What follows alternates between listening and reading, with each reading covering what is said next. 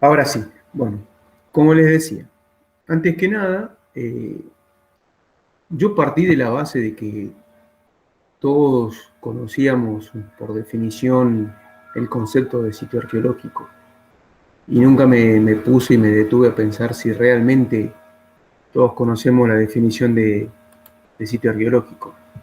Eh, si yo les pregunto, ¿qué es un sitio arqueológico? ¿Quién se anima a contestar qué es un sitio arqueológico?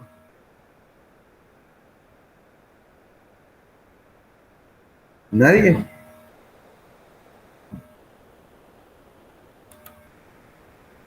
Es toda una discusión, A ver, Marce, ¿por qué una discusión? eh, porque, por ejemplo, el otro día usted me decía que puedo encontrar una pieza en un lugar y no por eso ya es un sitio arqueológico, Ajá, pero si encuentro varias piezas que me indican una determinada actividad en ese lugar, ahí sí. claro. Ahora, vos fíjate, nosotros cuando empezamos a trabajar en arqueología o en patrimonio es indistinto, lo primero que tenemos que tener en cuenta o lo que va a salir de este trabajo es aquello que estamos viendo, aquello que tiene una entidad real, una entidad empírica, o sea, que lo puedo ver, que lo puedo tocar, que lo puedo mensurar, o sea, darle medidas, alto, ancho, espesor, todo lo que sea, eh, de algo que me remite a una definición operativa, que esa definición operativa corresponde a la de sitio arqueológico o a la de evidencia arqueológica. Ahora bien, si yo les pregunto a ustedes, ¿todo lo que yo estoy viendo es evidencia arqueológica? ¿Qué me dirían ustedes?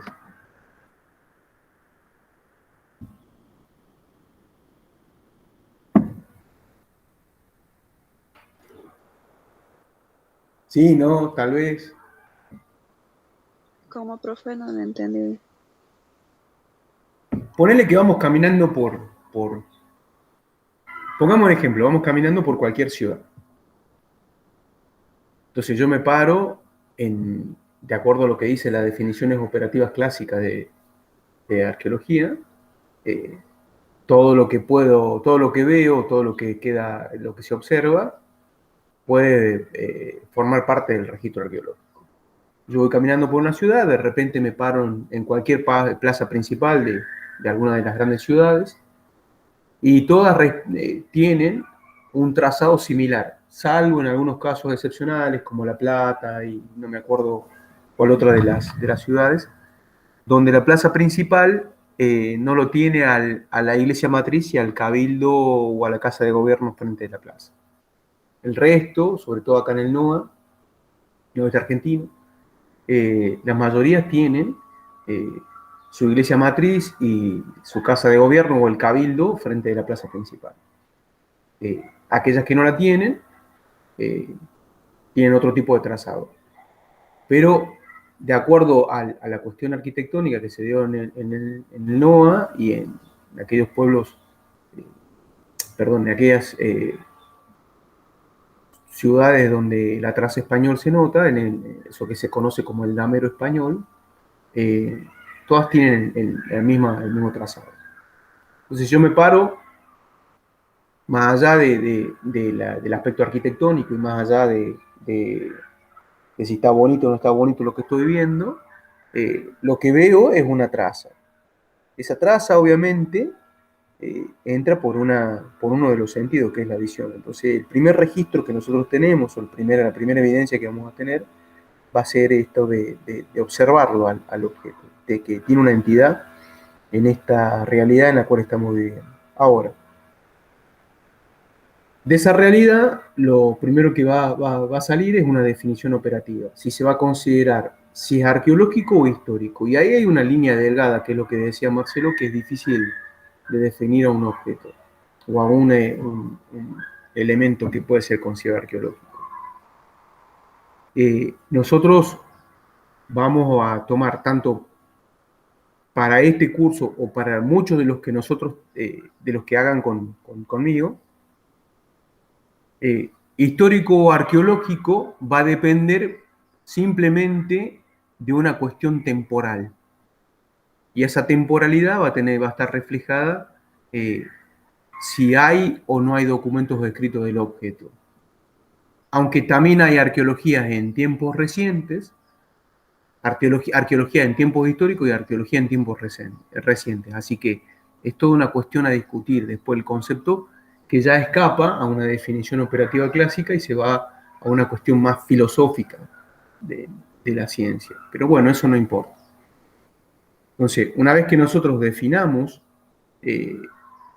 ese objeto que estamos observando, le vamos a dar una temporalidad. Entonces, pareciera ser que el punto central para definir qué es arqueológico o histórico va a depender de su ubicación cronológica, de su ubicación en el tiempo. Entonces, si yo digo que lo que estoy viendo corresponde a la historia o a la arqueología, va a depender desde el punto de vista que el investigador o el patrimonialista, el arqueólogo o el historiador se pare para definir ese objeto. ¿Sí? Pero si no vamos a la definición clásica del objeto que estamos definiendo, decimos que voy a considerar que un sitio es arqueológico cuando refleje actividad de las personas en el pasado. ¿Sí? Es una definición clásica y típica de un sitio arqueológico. Ahora, ese pasado, y es lo que voy a repetir, puede ser un pasado remoto, del cual no tengo otra evidencia más que la material, o un pasado reciente donde sí hay otros documentos que acompañan ese objeto. Pero en realidad lo que nosotros estamos viendo es el objeto. ¿Cuándo se va a transformar ese objeto que estamos viendo en dato arqueológico? Cuando nosotros lo registremos. Cuando nuestra puño y letra empiece a tener injerencia sobre eso que estoy viendo. Entonces, ese registro se va a transformar en dato y al transformarse en dato va a entrar adentro del concepto de las definiciones operativas que nos van a servir de base para definir un sitio arqueológico. ¿Se entiende? Sí, profe. Sí, profe. Sí. ¿O es más lío de lo que estoy queriendo explicar? Díganme, párenme, por favor. Bueno, imagínense esto. Imagínense que estamos trabajando en un determinado lugar y que nosotros vamos a utilizar esta herramienta que son los sistemas de información geográfica para caracterizar un lugar X, ¿sí?, de cualquier punto del globo o de cualquier punto de la Argentina, para que empecemos a buscar estos registros, empecemos a registrar o a volcar en una base de datos todos estos registros que hacen de la cuestión arqueológica. Entonces, lo primero que vamos a hacer es recurrir a las definiciones operativas y a los marcos legales que están en danza. Que es lo que decíamos el otro día con el tema de lo que marca la gestión del patrimonio para caracterizarlo. Entonces, obviamente que lo primero que vamos a tratar de hacer es hacer una especie de síntesis de todos esos datos en una región determinada o en un punto del globo determinado para estar caracterizando. ¿Qué es lo primero que vamos a buscar? ¿Qué se les ocurre? Antes de ver los sitios.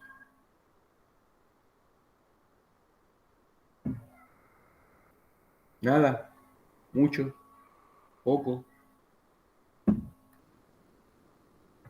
¿Qué es lo primero que hacemos nosotros cuando empezamos a estudiar? ¿Qué es lo primero que buscamos?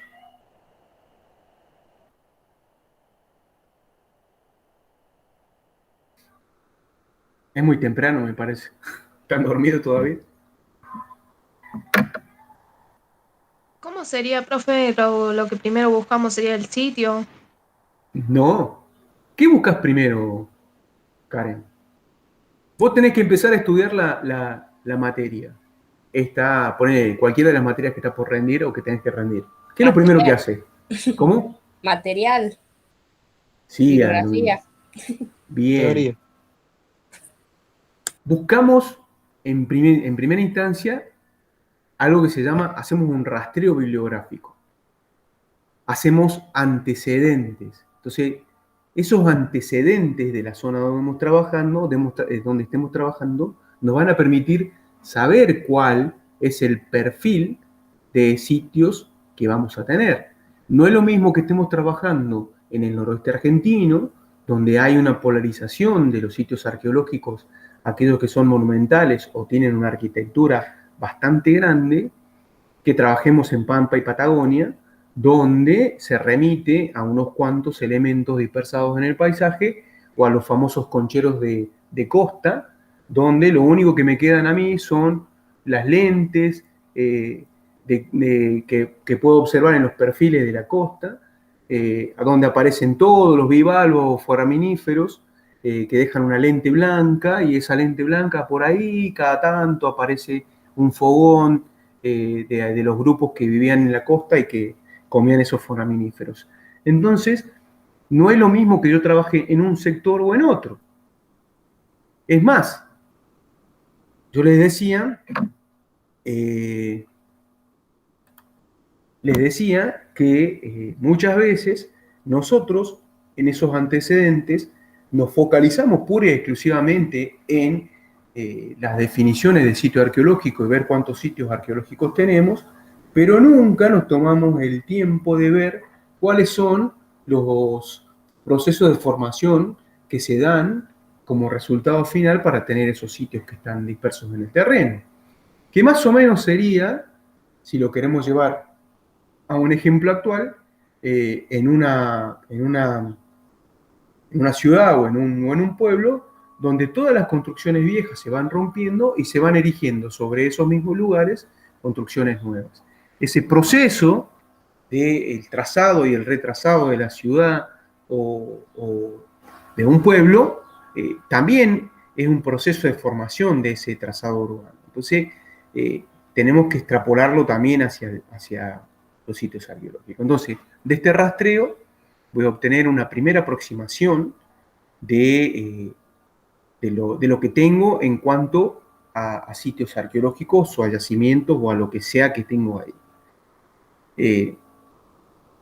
Entonces lo que voy a hacer es tener un primer panorama. ¿Cómo seguiríamos? ¿Qué se les ocurre a ustedes? Ya sabemos que hay sitios arqueológicos con estructura y sin estructura y qué sé yo, y un montón de otras cosas más. ¿Cómo seguimos? ¿Qué se les ocurre? ¿Cómo seguirían ustedes trabajando? Y ver en qué situación está el lugar, si pertenece a una propiedad privada o del Estado. Bien. Entonces el registro me va a permitir saber eso. Ahora, nosotros dependemos, como yo les decía, de las cuestiones legislativas que giran en torno a las definiciones que nos dan para tener en cuenta nación o los organismos internacionales. Y siempre nos remitimos a un concepto. Y eso, fíjate, Aluminé, que lo vimos, no sé si vos tuviste en la de... en el otro seminario de patrimonio, perdón chicos a los que no estuvieron en el seminario, y ahí definíamos el concepto de patrimonio y era un concepto que estaba pura y exclusivamente marcado por una definición que viene sesgada desde un organismo gubernamental, que a veces no representa los intereses de una comunidad determinada, sino los intereses de la nación. ¿Sí? ¿Se entiende? Sí, profe. Sí, profe.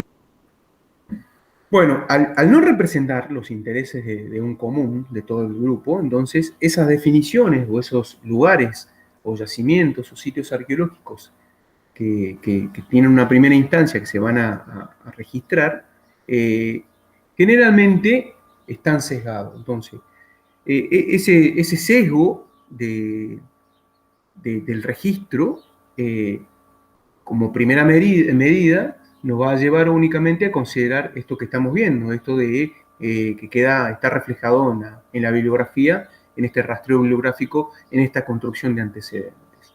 Ahora bien, para sistematizar nuestro trabajo, obviamente nosotros en arqueología, en patrimonio o en cualquier otra disciplina, lo primero que vamos a hacer es conocer cuál es el universo de muestra, tener nuestro N, que se llama en estadística. Y nuestro N nos va a permitir construir estrategias para saber qué tipo de trabajo vamos a realizar con lo mismo. En primera instancia, para saber nuestro N, para conocer nuestro N, saber cuál es la cantidad de sitios que vamos a trabajar, lo primero que tenemos que hacer es empezar a construir algo que nos permita tener ese registro. Y ese registro generalmente se remite a la utilización de unas fichas. Esas fichas que en el caso de la Argentina estamos trabajando con unas fichas que vienen de un organismo que se llama RENICOA, ¿sí? Que es el Registro Nacional de Yacimientos y de Yacimientos Arqueológicos y Paleontológicos de la República Argentina. RENICOA nos condiciona a hacer ese registro. Ahora, para Nación y para las provincias que trabajan con ese tipo de registro, vamos a quedar, no va a cumplir, no va a cubrir el rango de investigación que nosotros queremos hacer. No va a saber un montón de otras cosas. Pero sí me va a permitir en una primera instancia, en base a ese registro, saber con qué contamos. Y se van a ponderar y se van a estandarizar algunos conceptos para su fácil ubicación. Entonces, cualquiera que trabaje con un registro de RENICOA a nivel nacional va a saber cuáles son los yacimientos arqueológicos. ¿Me siguen hasta ahí? Sí, profe. Sí, profe. Bueno, entonces, en una primera instancia, el RENICOA me da esa posibilidad. Ahora bien, perdón, me colgué. Pero no va a ser la única forma que vamos a trabajar. Entonces, vamos a construir nosotros mismos para nuestro análisis determinados elementos que nos permitan tener un mejor control de esos registros que estemos utilizando para saber qué estrategias trabajar a posteriori con el uso de los sistemas de información geográfica. Entonces, una vez que estemos ahí y que tengamos todo esto determinado y caracterizado y sepamos cómo vamos a hacer el registro, vamos a tener un volumen de datos a manejar. Ese volumen de datos nos va a permitir tener una especie como de ayuda a memoria a saber qué es lo que vamos a trabajar para tener en cuenta y lo que posteriormente va a quedar reflejado en los sistemas de información geográfica. ¿Se acuerdan que yo les dije que los sistemas de información geográfica, que estos famosos SIG, tiene una cantidad de metadatos? Nosotros vamos a ver el resultado final, que es la construcción de un plano, de un mapa, pero que tiene un montón de otros metadatos y cada vez que yo vaya limpiando una de las capas o vaya construyendo una capa nueva, cada una de esas capas me va a dar información distinta respecto de lo que yo estoy viendo, ¿sí? Entonces, hay un trabajo que no sé si se colgó, estaba tratando de verlo, díganme ustedes si se colgó el trabajo en el grupo de WhatsApp. Ahí lo estoy buscando. El PDF Sí, de Córdoba, de Patrimonio. exactamente. Sí. Sí. Sí, Bien, en ese PDF, no sé si están todos en la compu, bueno, pero aquellos que no estén en la compu, yo voy a compartir la pantalla para que veamos. Aguánteme un segundo.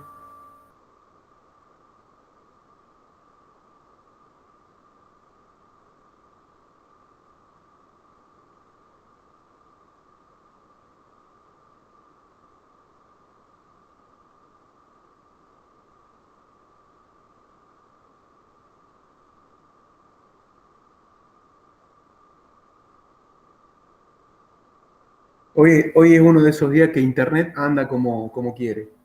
Más o menos como el viento acá en Catamarca. Bueno, ¿lo están viendo? Díganme si están viendo. Sí, Sí, profe. Bueno, esta es en el apartado 2 del trabajo este de Roxana Cataño y de Andrés Iseta, donde ellos hacen una especie como de planificación y marcan sus objetivos que van a cumplir a corto plazo para el tema del registro. Ellos a su registro le van a poner Badacor, que es la base de datos Córdoba, y hacen un proyecto, obviamente, para empezar a trabajar con SIGS. Sobre todo, Andrés Iseta trabaja con sistemas de información geográfico. Entonces, ellos, de esto que veníamos hablando, empiezan a diseñar cuáles van a ser las estrategias y las definiciones digitales que van a tener en cuenta para el registro. Y,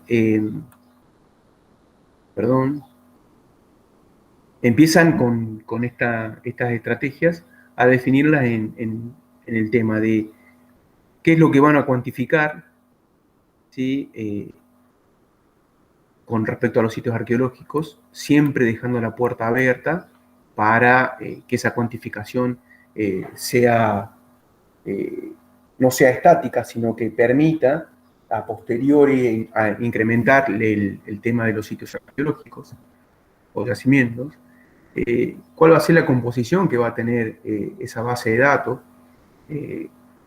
Si están los recursos arqueológicos conocidos y si de esos sitios arqueológicos que se definió hay materiales asociados, cuáles son las cronologías, las características físicas absolutas y relativas que se encuentran insertos en ese contexto de sitios arqueológicos. Y esto es lo que hacíamos referencia con un concepto que va a jugar mucho, sobre todo en la idea de patrimonio, que es el concepto de integridad del sitio arqueológico, ¿sí? Y cuando habla de materiales asociados, es que si existen colecciones arqueológicas provenientes de ese sitio. Y esto es lo que nosotros estuvimos viendo mucho hasta hace poquito, que es el tema de la ubicación espacial. Se va a hacer un fuerte hincapié en el tema del registro de la ubicación espacial. Y este es el kit de la cuestión para el tema de los sistemas de información geográfica, saber exactamente a dónde está lo que estoy registrando, ¿sí? Porque esa es la única forma que las gestiones nacionales y provinciales le den entidad real adentro del territorio al sitio arqueológico. ¿Se entiende esa parte?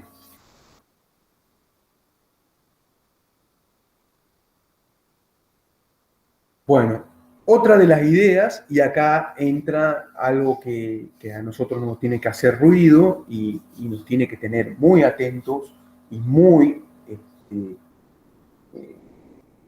despierto a la hora de hacer SIG en algunas localidades, que va a tener que ver con el tema de un concepto de preservación.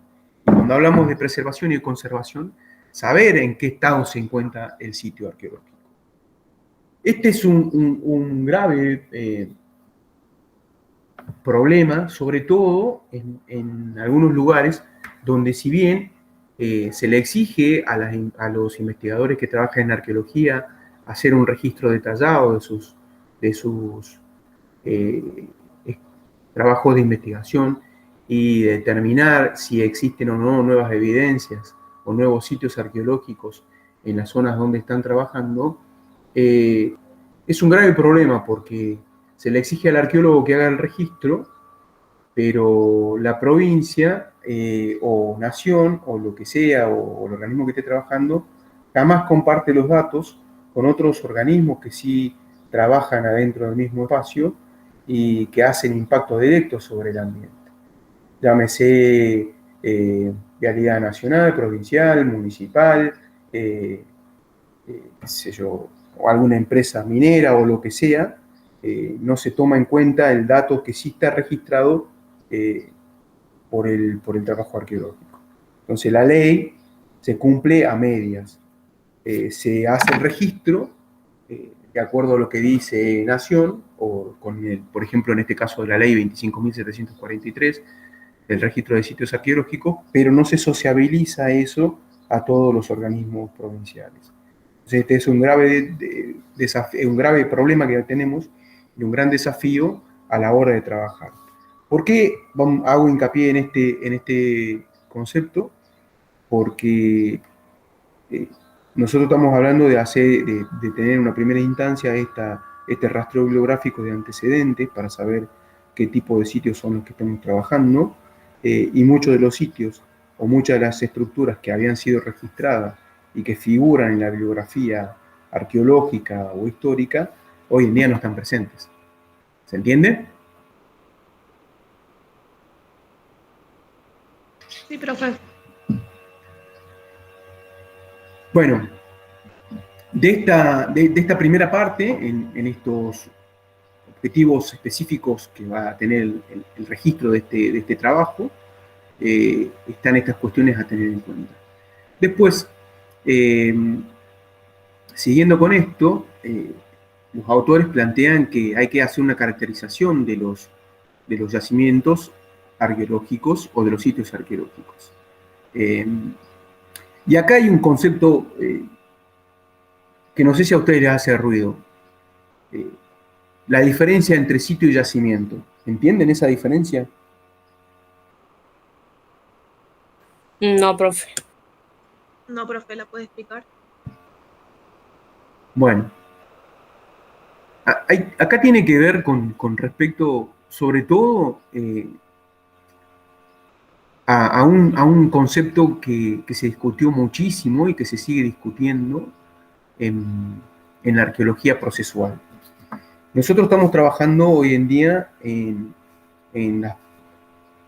una arqueología postprocesual donde en realidad los límites no los pone el investigador. A los límites no lo pone la definición operativa. Esas definiciones estáticas, academicistas, han quedado obsoletas. Y ese es uno de los graves problemas. Entonces, si bien en la bibliografía arqueológica siempre va a estar el concepto de yacimiento dando vuelta, o el de sitio dando vuelta, nosotros tenemos que tener en cuenta siempre para esto que ya sea que hablemos de que esté puesto yacimiento o sitio arqueológico, hacen referencia a lugares a donde se caracterizó actividad de las personas en el pasado, reciente o bastante antiguo, ¿sí? Este concepto hablaba sobre todo a la idea de tamaño. ¿Cuál es el tamaño de un sitio? ¿A dónde termina el tamaño de un sitio? ¿Sí? Un sitio puede ir, como decía Marcelo en un principio, desde un objeto que encontremos disperso en el terreno hasta grandes estructuras como las mayas o aztecas, ¿sí? Donde hay sitios monumentales, como Machu Picchu en el caso de Perú, ¿sí? Entonces, ¿qué va a ser un yacimiento? Entonces, es un concepto medio loco, porque viene de un concepto que nace en la paleontología, donde habla de yacer, del concepto de algo que está depositado en ese punto. Entonces, lo que pasa es que los yacimientos paleontológicos van de un objeto a muchos dispersados en un gran espacio. Entonces, este es un grave problema en la definición puntual sobre esto de sitio. Pero pónganle en que nosotros empezamos a hablar en otro punto y hablamos de que todo esto que estamos viendo como sitio arqueológico son yacimientos, porque no sabemos cuál es la extensión de ese lugar. Entonces vamos a tener un punto central y de ahí podemos hacer o marcar como marcábamos en el video pasado un área en torno a un sitio y marcar una especie como de escala muy puntual, que sea una escala micro o una escala macro, meso, en torno a ese sitio para que no se transgreda o no se lo utilice, o marcar todo lo que en realidad un sitio implica un sitio arqueológico. Entonces, una cuestión problemática. De todas maneras, no lo vamos a solucionar acá. Nosotros siempre vamos a tener en cuenta pura y exclusivamente lo que dice, en este caso, los antecedentes de la zona. Entonces, volviendo a la cuestión, lo primero que vamos a tener en cuenta es en ese relevamiento, es todo lo que tengamos, la ubicación georreferencial de la zona de interés que vamos a trabajar, si existe o no existe publicación, documentación, fotografías, o todo tipo de registro que haga sobre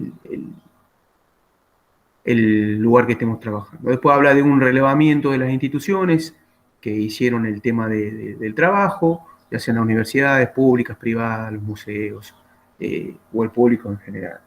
¿Sí? Después habla de tener en cuenta las entrevistas informales,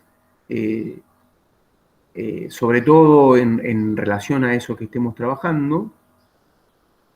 Perdón, no sé si saltó, sí, 30, 31, sí. Y tener en primera instancia un pronóstico de lo que vamos a tener en cuenta o de lo que vamos a encontrarnos en el terreno. ¿Se acuerdan que nosotros dijimos que para el trabajo que estemos llevando a cabo con los GIS va a depender mucho de, no de programas, pero sí de la imagen que estemos utilizando, ya sea que trabajemos con imágenes satelitales o que trabajemos con imágenes de fotografías aéreas o mosaicos, o en este caso, como estamos utilizando, que es la de Google Earth, va a depender mucho del tamaño y de la escala de la foto. Y esto tiene que ver con el tema de la resolución. Cuanto más grande la escala, o sea, cuanto más números tiene esa escala, menor va a ser la resolución en el terreno. ¿Sí? Y cuanto más chica sea la escala, siempre es inversamente proporcional, ¿sí? Entonces, cuanto más chica sea la escala, o sea, cuanto menos números tenga, cuanto menos ceros tenga en cuanto a altitud, mayor va a ser la resolución de lo que estoy viendo en el terreno. Pero, y acá hay un pero, esa escala más chica me va a reducir el tamaño de lo que yo estoy observando. ¿Se entiende?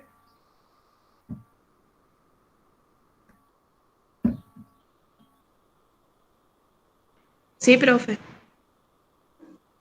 Bueno, entonces, esta es una cuestión a que vamos a tener presente siempre. Entonces, cuanto yo trabaje con los sistemas de información geográfica que quiero determinar o caracterizar un área X, voy a utilizar una escala demasiado grande y por lo tanto la resolución no va a ser la misma y va a carecer de representatividad lo que estoy viendo.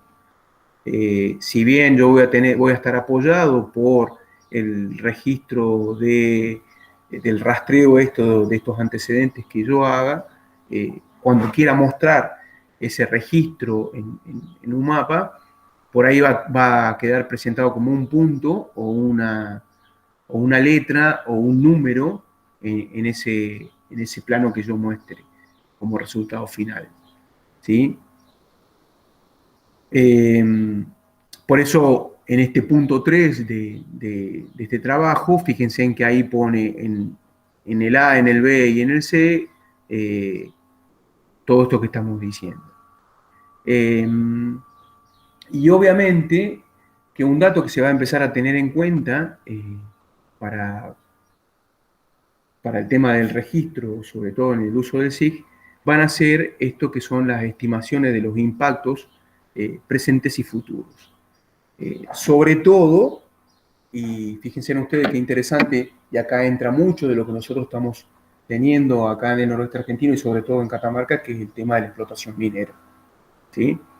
Donde la explotación minera, por más que existan datos arqueológicos y registros arqueológicos sobre el lugar, la explotación minera va a tener precaución en una pequeña parte.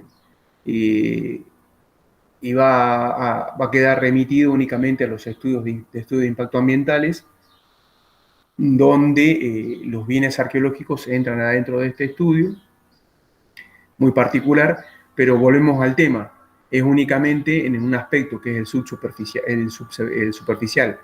Lo que es subsuperficial, o sea, aquello que está enterrado, no voy a tener evidencia hasta que un evento como la construcción del camino, como la apertura de una calicata o como los pozos de testeo que hacen las mineras, no lo voy a tener presente. No voy a ver el registro arqueológico. ¿Se entiende?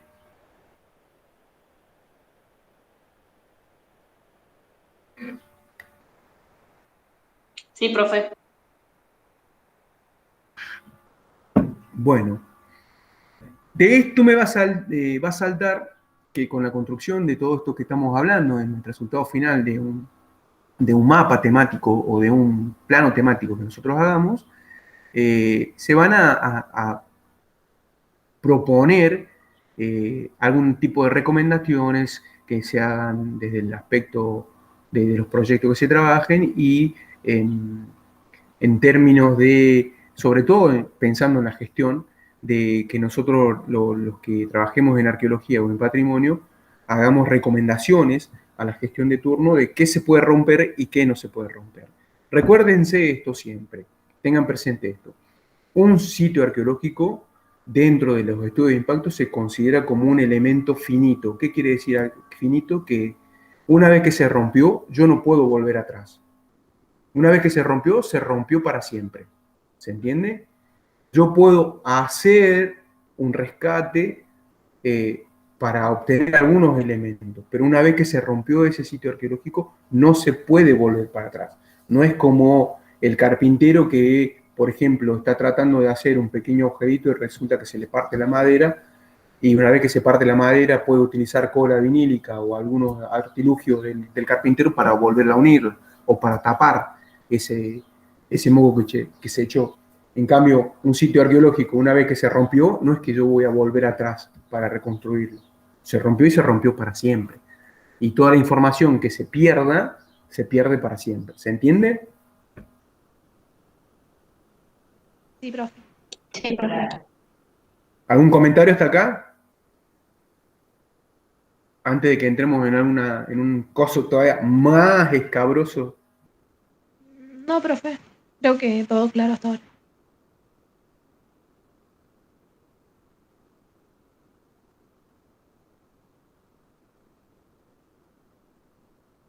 Bueno, en el trabajo, los autores le dedican, en el apartado 3 del mismo, se toman bastante tiempo en definir y en caracterizar cómo va a ser la construcción del inventario de los sitios arqueológicos y las cuestiones patrimoniales relevantes para que existan, para que entren adentro de esta base de datos. Siempre hacen hincapié que van a ser como una especie de ponderación de estos datos a registrar y de los lugares a registrar, porque obviamente va a cambiar la perspectiva en base al tipo de objeto, yacimiento o sitio que estoy queriendo mostrar.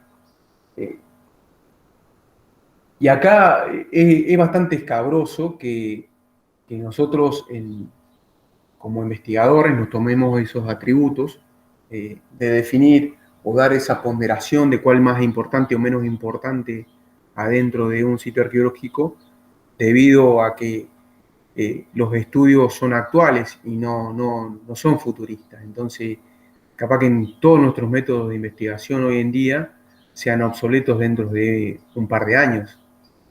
¿Se entiende? O sea, ahora estamos utilizando SIG y no podemos hacer excavación con SIG. Obviamente que el trabajo arqueológico nunca se zafa y no existe otro método, por ejemplo, para deconstruir ese resultado final que es un sitio arqueológico que no sea la excavación. ¿Sí?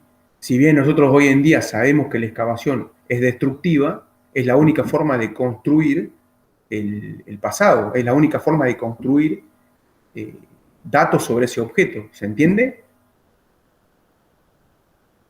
Sí, profe. Bueno, entonces, en este apartado, sobre todo fíjense ustedes que en la parte de esto que estoy marcando, que es la construcción de la base de datos y los productos para el SIG, es importante que hayamos tenido en claro todo esto que venimos charlando. Y, sobre todo, empezamos a ver qué recurso vamos a contar, con qué recurso vamos a contar y qué utilización vamos a dar. En este trabajo, los autores utilizan para el tema del relevamiento un par de elementos, de herramientas digitales para el tema del uso de datos, que son de los SIG, que son ArcGIS y QGIS, que en teoría nosotros lo que vamos a hacer es ver en las últimas partes de este laboratorio algunos, sobre todo videos tutoriales con respecto a uno de los que yo recomiendo para que utilicen, que es el QGIS, que es un GPL, que GPL quiere decir que es una licencia libre, está en sus siglas en inglés, y ese sistema de información geográfico permite que se construya como herramienta abierta, que lo construyan los usuarios, y no tanto la empresa que lo vende, como el caso de ArcGIS. Entonces, se empieza a digitalizar datos, memorias y un montón de cuestiones que hagan referencia a esas cuestiones. Se va a tomar en cuenta las definiciones para la construcción de la base de datos, los criterios de la espacialidad, que va a ser la división política del territorio. Obviamente acá también se va a tomar en cuenta no tan solo el tema de la división política, sino el tema del uso de la propiedad privada, porque recuérdense que muchos de los sitios arqueológicos o de los yacimientos arqueológicos están en propiedades privadas, entonces hay que tener en cuenta esto, porque una cosa va a ser la gestión pública, pero por otro lado la Constitución Nacional reconoce la propiedad privada, entonces este va a ser un grave problema que vamos a tener en cuenta. Y otro grave problema que el día de mañana no nos podemos meter como arqueólogo a cualquier lugar, porque si yo estoy adentro de una tranquera, van a decir, el dueño de esa tranquera, de ese espacio, van a decir, ¿y vos quién sos? ¿Con qué autoridad venís acá? O, es más, lo pongamos en otro contexto, en las comunidades, en los pueblos originarios. Hoy en día se reconoce el pueblo originario, y si no pido permiso o no hablo de trabajar en conjunto con los pueblos originarios, vamos a sufrir la expulsión de ese lugar. Nos van a correr a garrotazo, al mejor estilo de los primeros españoles. Entonces, tenemos que tener en cuenta todas estas cuestiones antes de trabajar. Muy distinto sería si nosotros trabajamos en un organismo público, donde sí el organismo público tiene la tutela de los sitios arqueológicos y puede hacer esto. Pero generalmente el organismo público no lo hace. De hecho, la próxima clase les voy a compartir, por ejemplo, en el caso, yo voy a hablar específicamente en el caso de la provincia de Catamarca, para que vean cómo la han dividido a las áreas según la investigación y cuáles son los datos que nosotros en arqueología le brindamos y qué es lo que registra la Dirección de Antropología en base a eso. ¿Sí? Bien. Acá hay algo interesante que yo les mencionaba en este punto, que es el 3.1.3, donde cómo se va a identificar al sitio. Entonces, para la identificación del sitio, en este caso, el trabajo de esta que se llama Badacor, utiliza una clasificación que viene pergeniada o construida en la ficha de RENICOA, y nos remite a que tengamos que identificar cada uno de los espacios de acuerdo a una ponderación. ¿Sí? Fíjense ustedes, acá en el index, que ya lo tiene hecho para Córdoba, le pone a cada uno de los departamentos un nombre, un número. ¿sí? Y ese número es el que va a quedar reflejado. Entonces va a ser mucho más fácil cuando nosotros trabajemos con la base de datos que reflejemos esto que está acá. ¿Se entiende? Sí, profe.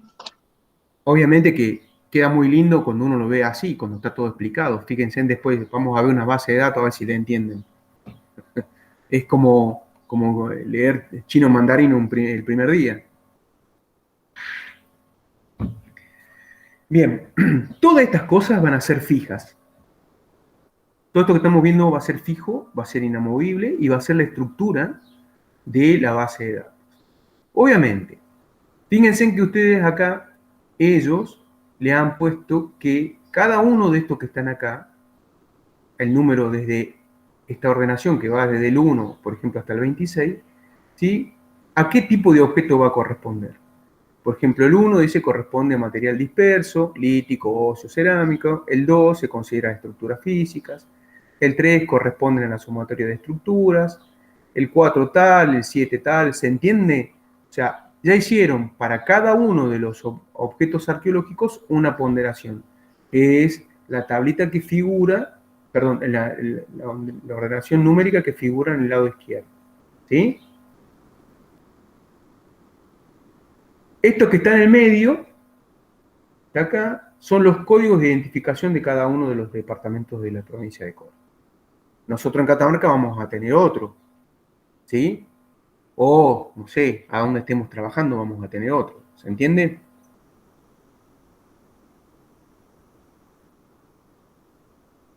Sí, profe.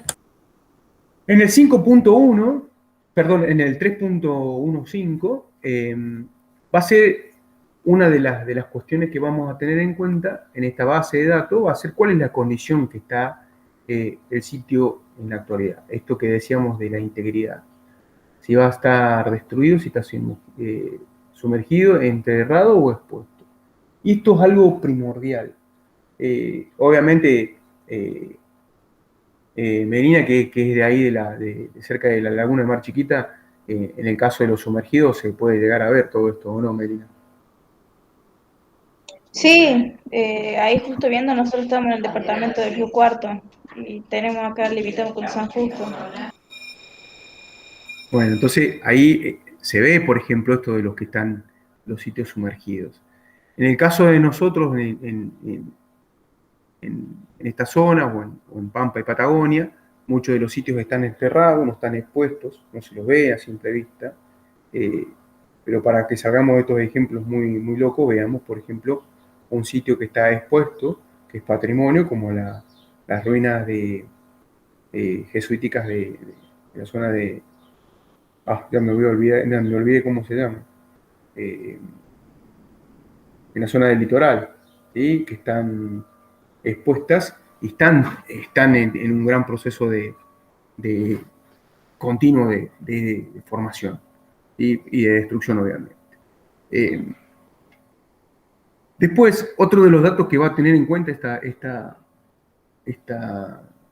ficha que están construyendo estos autores, el tema del origen, de dónde proviene el dato, si es un dato que resultó de la ubicación que nosotros tenemos, si resultó de la investigación, de este rastreo bibliográfico que hicieron, si provino de un dato relevado por una empresa determinada o lo que sea, va a ser interesante que lo tengamos en cuenta. O ellos lo tomaron en cuenta para saber qué tipo de condición. Y otro dato que va a ser sobre todo primordial a la hora de trabajar va a ser el dato de origen o el dato sobre todo de la ubicación espacial. Y esta ubicación espacial va a depender del objeto que estemos trabajando, de la precisión con la que estemos trabajando. No es lo mismo que estemos relevando un sitio arqueológico con el Google, que lo hagamos con un GPS o que lo hagamos con un aparato geodésico. Y esto va a depender también, obviamente, del nivel de precisión que estemos trabajando.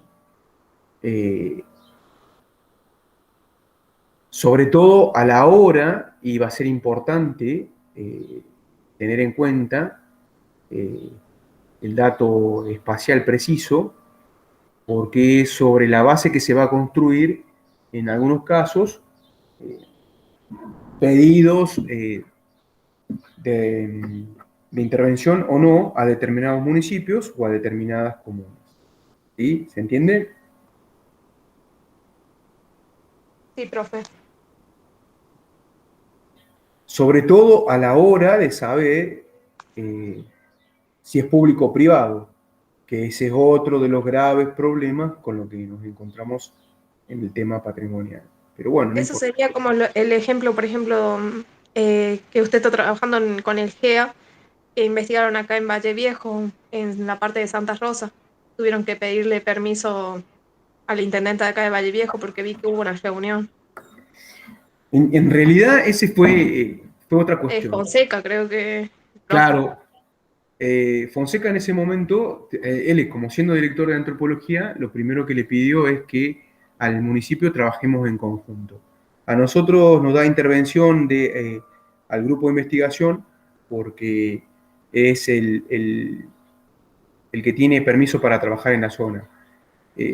El organismo gubernamental es el que administra, en el caso de la Dirección de Antropología, es el que administra la cuestión patrimonial. Y en este caso de la administración patrimonial está limitado por las cuestiones presupuestarias, como todo en la Argentina, ¿no? Depende mucho, esos organismos dependen mucho de los gobiernos de turno y de la prioridad que se le den.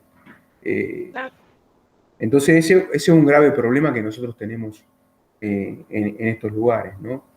Imagínense esto si yo lo extrapolo a nivel provincial con O el sea, la tema. parte difícil sería conseguir más que nada los permisos. En el caso de los permisos que son en lugares a donde es propiedad privada, o la Dirección de Antropología hoy en día refleja mucho lo que dice la ley 25.743, donde en aquellos lugares a donde se hace intervención o trabajo de investigación arqueológica y existen comunidades originarias definidas como tales o preexistentes en algunas localidades o lugares, primero, aparte de obtener el permiso de la Dirección de Antropología, tenemos que tener el permiso de la comunidad para trabajar. Y tiene que estar, ese permiso tiene que estar por escrito. Si no, no trabajas con la comunidad en conjunto, con estos pueblos originarios, quedas afuera. ¿Se entiende? Sí, profe. Hay otro ejemplo que nosotros nos toca vivir de cerca, que a este lo conozco sobre todo porque estamos trabajando hace muchísimos años en ese sitio. La Escuela de Arqueología va a cumplir 32 años y en esos 32 años 30 estuve trabajando en un sitio arqueológico que es Pueblo Perdido de la Quebrada. Para los que son de acá y para los que están afuera y algún día lleguen acá, lo primero que tienen que conocer es Pueblo Perdido, como sitio emblemático de trabajo obviamente del nacimiento de la Escuela de Arqueología. No es el único, pero el que está cerca de la ciudad. Y Pueblo tiene una particularidad, fue pasando de muchos dueños en dueños y terminó hoy en día como propiedad privada de una de las empresas que maneja el actual gobernador de la provincia. En su momento, el antiguo dueño, que era un juez nacional, había hecho la donación del sitio al municipio de la ciudad capital para que haga su puesta en valor. Esa puesta en valor implicaba, obviamente, saber cuáles son los límites de ese lugar. Entonces, con buen atino, en uno de nuestros profes, que es el que nos formó a nosotros, que es el doctor Néstor Griskowski, Néstor lo que le pide al municipio es que haga una especie mucho más grande, que no quede en un solo sitio arqueológico. Y es más, la reserva actual que maneja hoy en día el municipio tiene aproximadamente, tenía en su momento 102 hectáreas, y esas 102 hectáreas quedó reducida a 77 hectáreas. O sea que en este caso el privado fue por estas cuestiones de indefinición que generó el manejo de ese bien patrimonial, fue obviamente usando los distintos espacios de esa primera donación para poder quedarse con parte de la tierra, ¿no? Hoy en día, por ejemplo, en esa zona, de esas 102 hectáreas, casi 30 hectáreas pertenecen a una empresa que maneja el actual gobernador, y hay un emprendimiento urbano. Entonces el emprendimiento urbano o la urbanización en esa zona priorizó el tema de la preservación arqueológica. Y obviamente que si la provincia hubiese tenido en su momento un buen plano registrado con un buen registro de catastro y una buena especificación de cuál es la localización de los sitios arqueológicos en ese lugar, no hubiese sucedido lo que sucedió. ¿Sí? Pero bueno, eso no tan solo pasa ahí, sino pasa en muchos lugares en la provincia de Catamarca, y obviamente que en otros lugares también. Pero bueno, yo hablo de lo que conozco en Catamarca.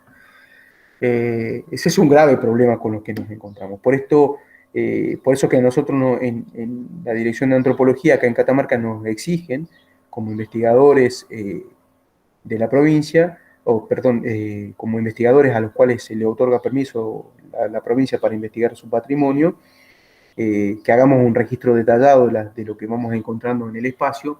Sin embargo, ese registro detallado después nos queda reflejado en una base de datos que pueda ser accesible para todos aquellos que van a hacer algún tipo de intervención en el paisaje, llámese organismo público o privado.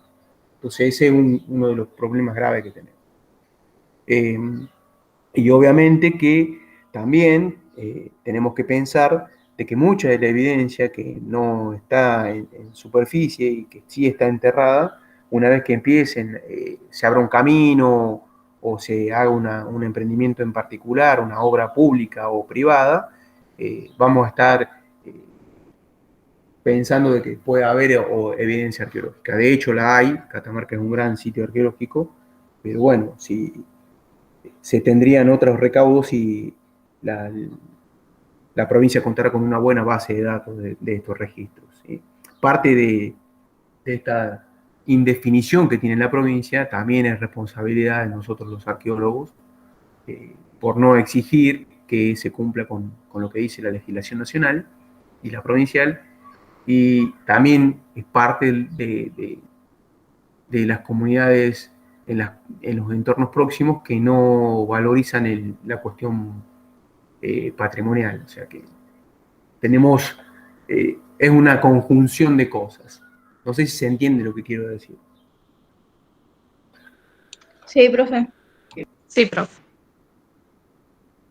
Bueno, entonces todo esto me va a permitir tener un registro. Acá estos autores hacen una caracterización de las cuestiones ambientales, y es importante tener en cuenta el tema de la cuestión ambiental porque, sobre todo por saber si están en lugares a donde hay una gran remoción o no, si hay eventos de creciente o no en ese lugar, si hay incendios forestales, si hay desplazamientos, un montón de cuestiones que hacen que se pierda naturalmente, sin la intervención del hombre, esos sitios arqueológicos o yacimientos. Sí, esta gran estimación que podemos llegar a tener, cuanto más datos tengamos, mucho más detallado va a ser lo que estemos tratando de construir, o en este caso esta base de datos. Después obviamente que habla de cuáles son las fuentes que consultan.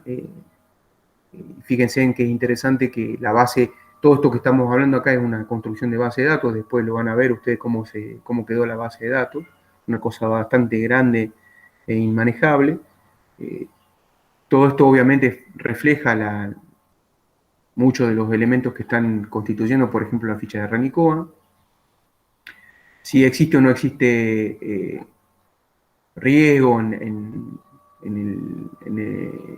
la cuestión arqueológica, si hay o no algunas cuestiones que pongan en peligro el sitio arqueológico, si va a ser a través de un organismo provincial o nacional el que va a tener la tutela o la salvaguarda de los registros, quiénes son si hay poder de policía, si no hay poder de policía, bueno, un montón de cuestiones que hacen a la cuestión de registro. Después yo se lo voy a dejar, de hecho ya lo pueden ver ahí al trabajo, después vamos a tener en cuenta nosotros esto. Voy a dejar de compartir esto.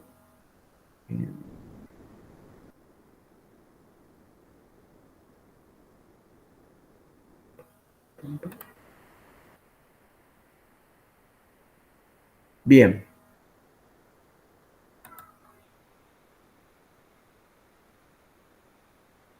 Hasta ahí, medianamente, es lo que vinimos charlando en estos últimos días con respecto al tema del registro.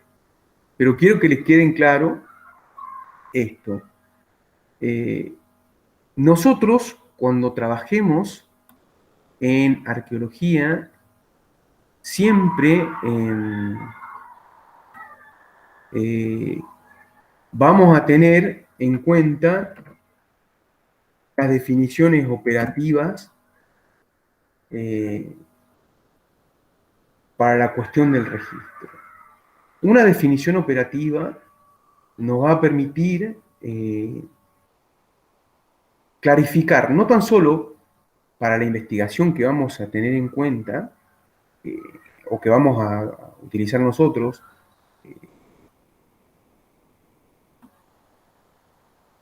el trabajo, sino que nos va a permitir estandarizar conceptos para que otros que estén trabajando sobre esos datos puedan obtener la misma información o sepamos de qué estamos trabajando. Para que existan estas cuestiones de proximidad con respecto a lo que se quiera ver. No sé si se entiende lo que quiero decir. Yo les tiro conceptos como si fuera que todo el mundo entendemos lo que estoy queriendo decir, yo capaz que estoy hablando solo, ¿no? Párenme, por favor. No, profe, sí se entiende. Entonces, una vez que nosotros estemos trabajando sobre todo en un sitio arqueológico y empecemos a hacer este tipo de registro, lo primero y principal dentro de nuestro trabajo va a ser referencia a una cuestión muy simple, muy simple respecto de lo que va a ser el sitio. Ahora, fíjense, nosotros es mucho más complejo la utilización de una herramienta digital para entender un sitio arqueológico o un elemento que tenga que ver con la cuestión patrimonial si no tenemos en cuenta las definiciones de la esencia del trabajo arqueológico o del trabajo patrimonial. Y esto es lo interesante, o por lo menos para los que vamos a hacer arqueología, lo interesante de ver. Porque en realidad lo que nosotros vemos en la presentación de un mapa está bien, Karen, no hay problema. Es bastante acotado, bastante sintético, ¿sí? Es como el resultado final de lo que estamos viendo. Es como, por ejemplo, cuando vemos un cuadro. El cuadro está pintado, entonces tratamos de interpretar lo que dice ese cuadro y no vemos todos aquellos conceptos que permitieron llegar a esa construcción. ¿Sí? ¿Se entiende? Sí, profe. Entonces, si yo les pregunto ahora, ¿cómo se define un sitio arqueológico? ¿Qué me contestarían ustedes?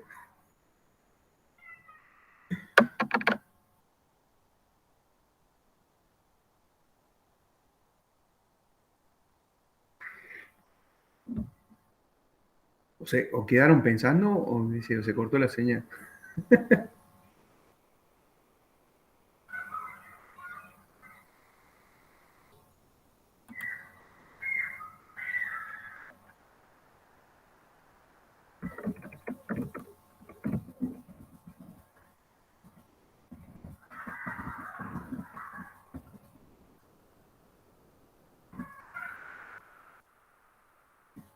Bueno, veamos.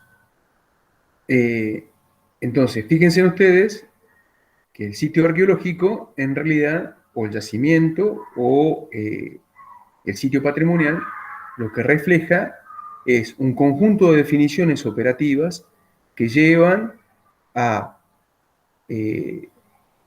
definirlo como tal en base a los antecedentes previos, a la observación actual y al registro que a partir de ello, o que a partir de este estudio quede evidenciado.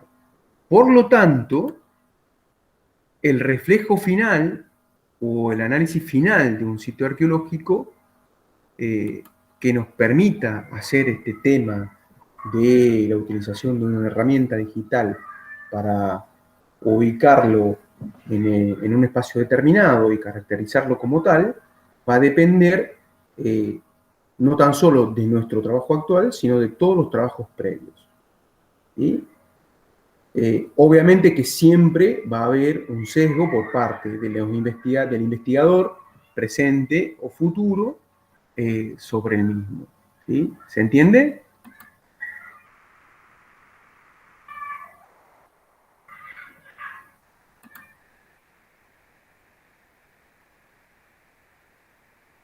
Hola, hola, no sé si me escuchan. ¿Se me escucha?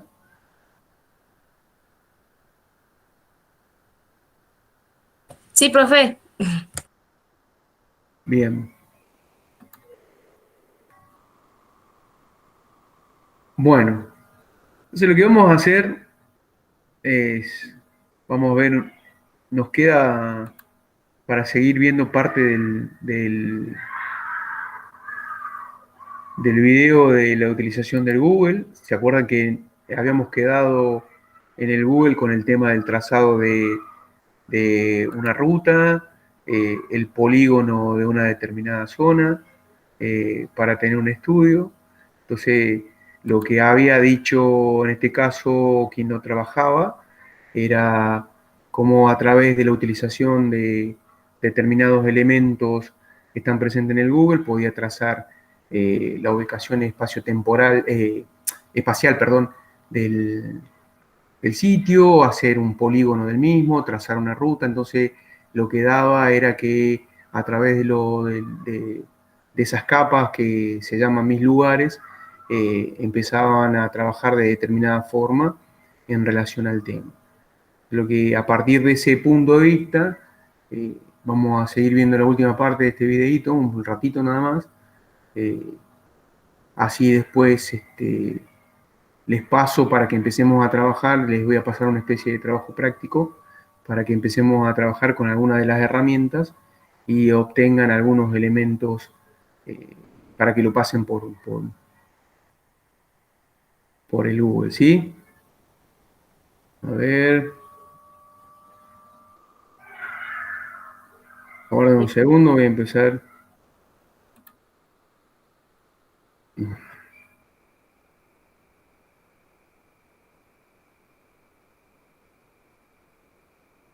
Estoy tratando de compartir. Esperen un segundo.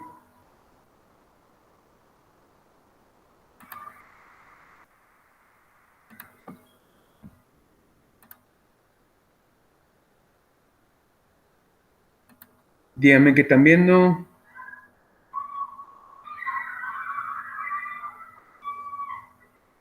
El WhatsApp. Su WhatsApp, ¿Ahora? profe. ¿Ahora? Ahí El en Google y Earth. Google Earth. Exactamente. Esto es lo que quiero que vean.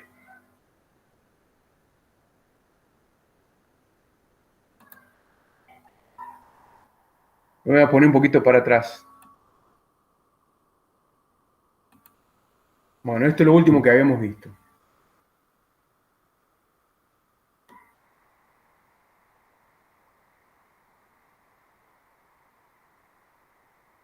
¿Están escuchando o no? No. ¿Ahora? Sí, muy bajito. Imagen georreferenciada, o podemos utilizar también un archivo KMZ. Entonces, veamos de qué manera vamos a generar estos archivos. Vamos a generar una imagen del lugar georreferenciada, pero además también vamos a generar un archivo KMZ utilizando el primer ejemplo que vimos en la navegación. Recuerden nuestras coordenadas: 35 grados 49.2540 norte de latitud y 113 grados 34.2221 oeste de longitud. Vamos a ese sitio.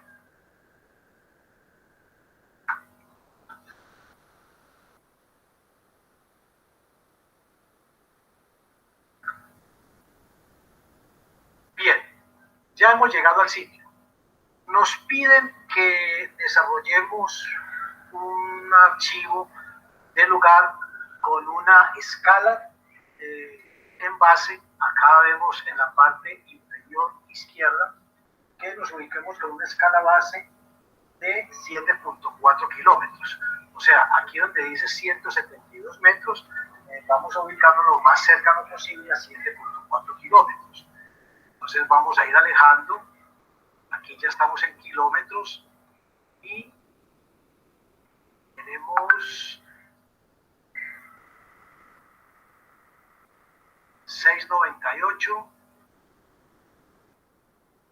Vamos a ayudarnos con esta herramienta.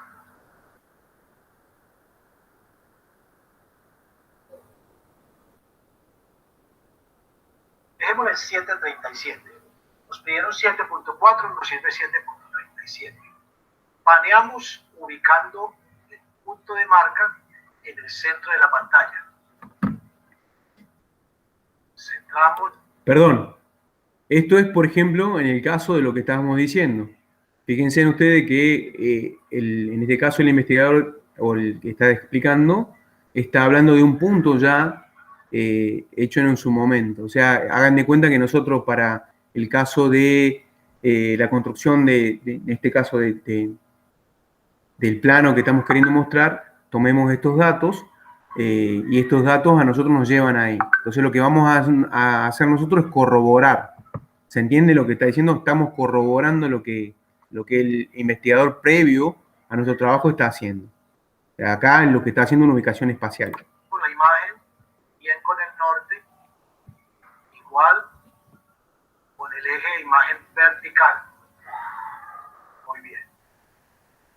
Ahora, para capturar este lugar, vamos a añadir un polígono. Este polígono lo vamos a llamar Cañón del Colorado. Cañón del Colorado. Vamos a darle un color rojo y vamos a dejarlo con este ancho de 3. Ubicamos un punto en la parte superior izquierda, otro punto en la parte superior derecha, parte inferior derecha, vamos parte inferior izquierda. Ahí tenemos nosotros en kilómetros una cobertura de más o menos 650 kilómetros cuadrados en un perímetro de 106 kilómetros. Vamos a aceptar. Este lugar lo queremos grabar como un KMZ. Entonces, nos vamos a archivo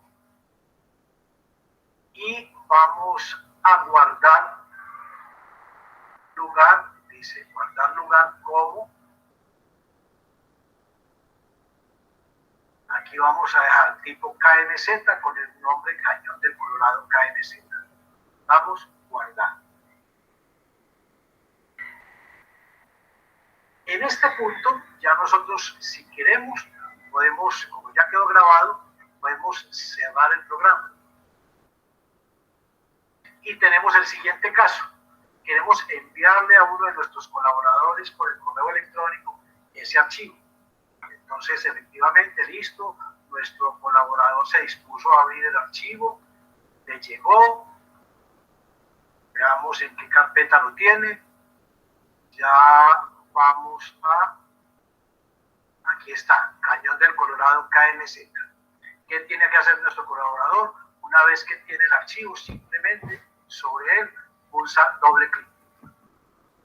Y automáticamente en su computador se va a abrir el Google Earth y se va a posicionar en el lugar KMZ que acabamos de guardar. Esa imagen va a llegar en vista a vuelo de pájaro. Acá nos ubicamos nuevamente entonces con el eje vertical de la imagen.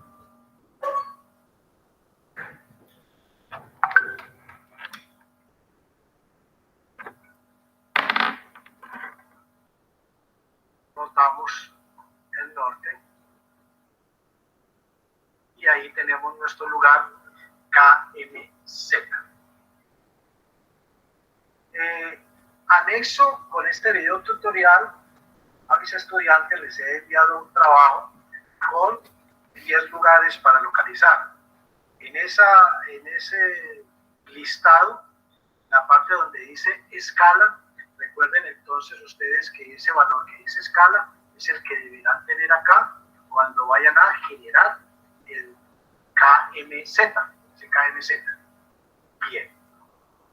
¿Qué otro tipo de archivo podemos generar?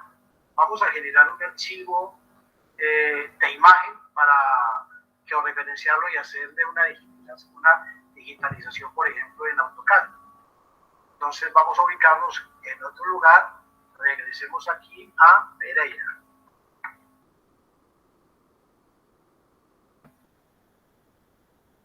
Vamos a buscar.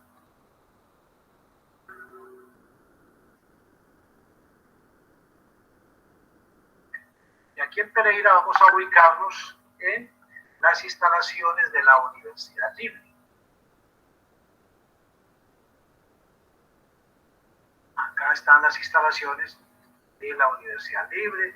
Aquí está su cancha de fútbol, está el bloque de ingeniería, todo su campo deportivo, nuevos edificios, el edificio administrativo. Acá tenemos la parte de biblioteca, el edificio de laboratorios. Muy bien. Entonces, queremos sacar esta imagen para hacer una digitalización.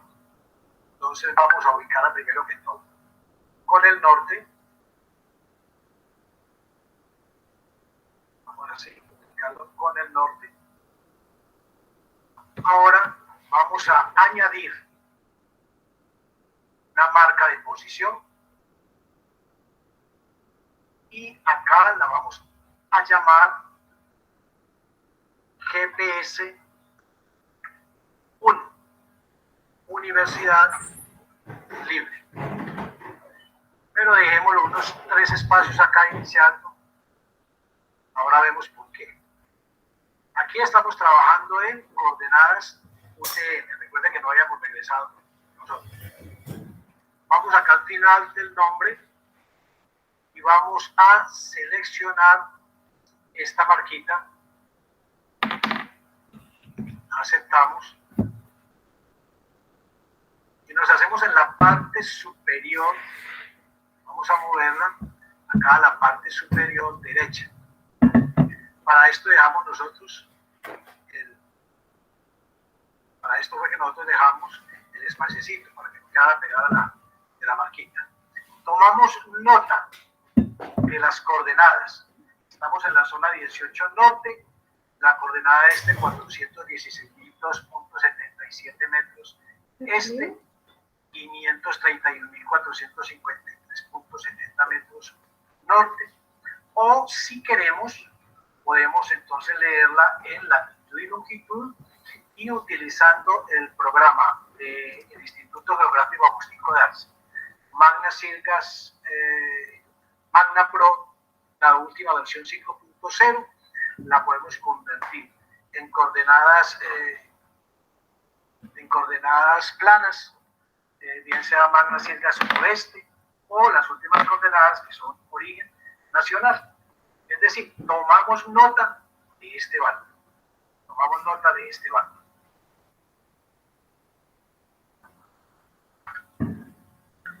Bien, tenemos listo entonces nuestro primer punto, vamos a aceptar. Ahora nuevamente vamos a añadir marca de posición. Vamos a correr acá y nuestra marca de posición vamos a moverla a la parte inferior izquierda.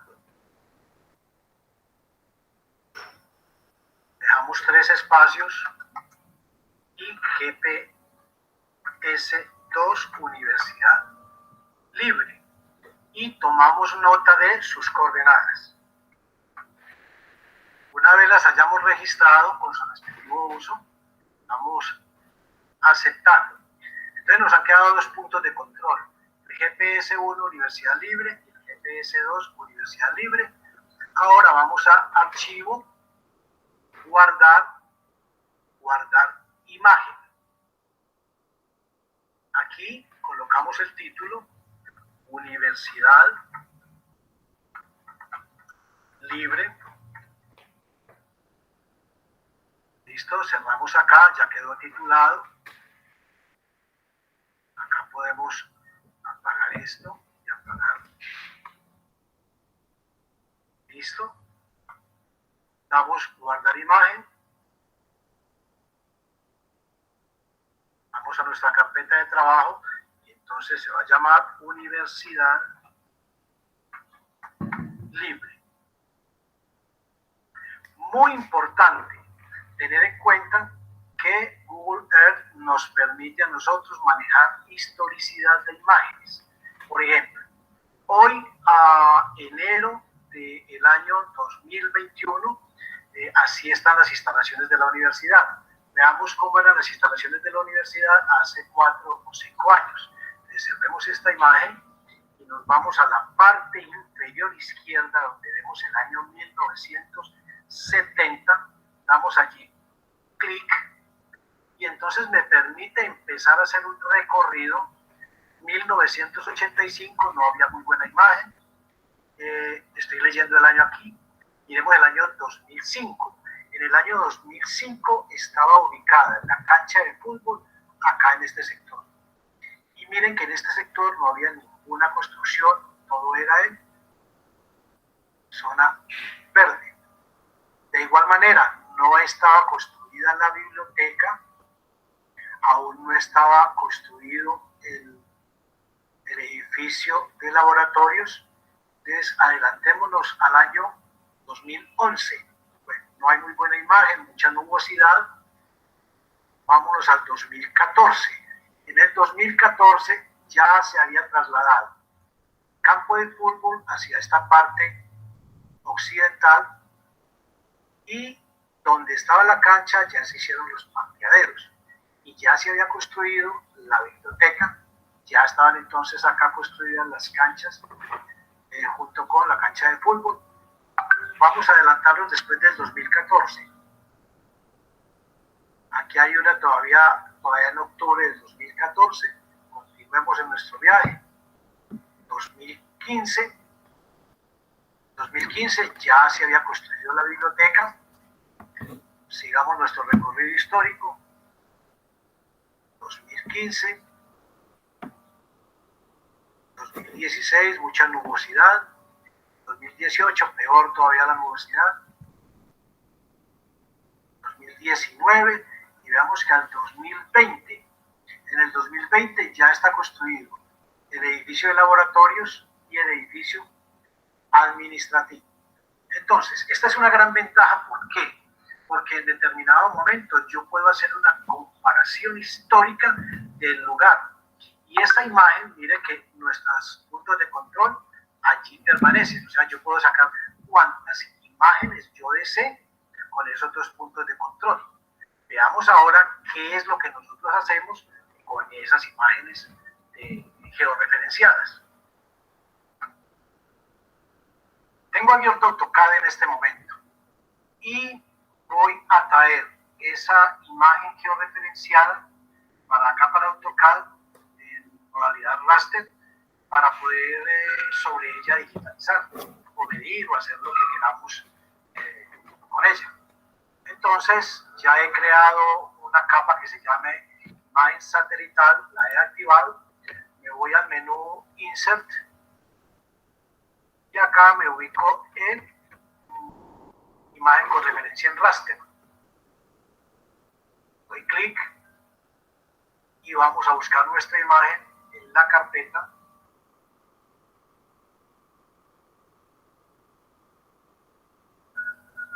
Aquí está nuestra imagen, Universidad Libre, y damos Open. Aquí decimos que la escala la vamos a especificar. Bueno, perdón chicos, pero ahí ya muy específico sobre la utilización de otro programa. Y ya se va a lo que nosotros estamos queriendo mostrar. Entonces, lo que sí, fíjense en que es interesante lo que acaba de decir en el tema del trabajo de la utilización del Google para comparar sobre todo imágenes en la cuestión temporal. Obviamente que siempre va a depender del tema de resolución y el tema de cuando pasa el satélite sacando la foto. Vieron que ahí había nubes y bueno, pero lo interesante es que da una cuestión temporal de cómo va creciendo, en este caso, ese desarrollo urbano en ese sector. Nosotros podemos hacer lo mismo cuando trabajemos en un punto en particular o en algunos lugares o en yacimientos donde estén conflictivas las cuestiones. Así que, medianamente, eso sería lo que veríamos hoy. Fíjense en ese trabajito que le pasé de Roxana Cataño y de Andrés Iceta. Sobre todo hagan hincapié en el capítulo o en el apartado 3 de eso, donde hace ya el tema del registro y cómo lo va tomando en cuenta.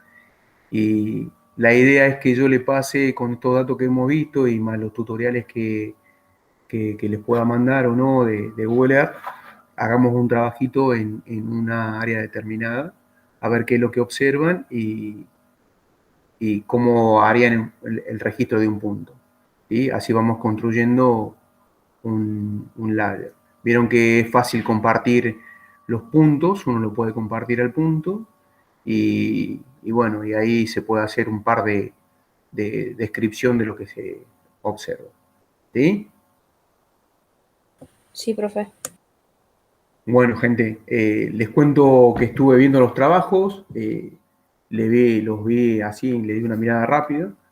De todas maneras, me voy a tomar el tiempo de leerlos en específico y mandarle algunas sugerencias de lectura o lo que se vea. Y ahí entonces va a quedar reflejado después con el tema de cuál fue el resultado del trabajo. ¿Sí? Así que les voy a seguir mandando bibliografía tanto en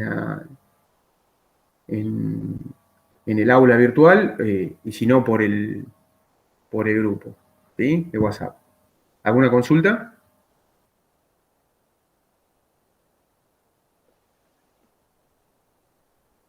Nada, profe. Bueno, sí, Aluminé, ¿querías decir algo? No, nada, profe. Bueno, voy a detener la grabación.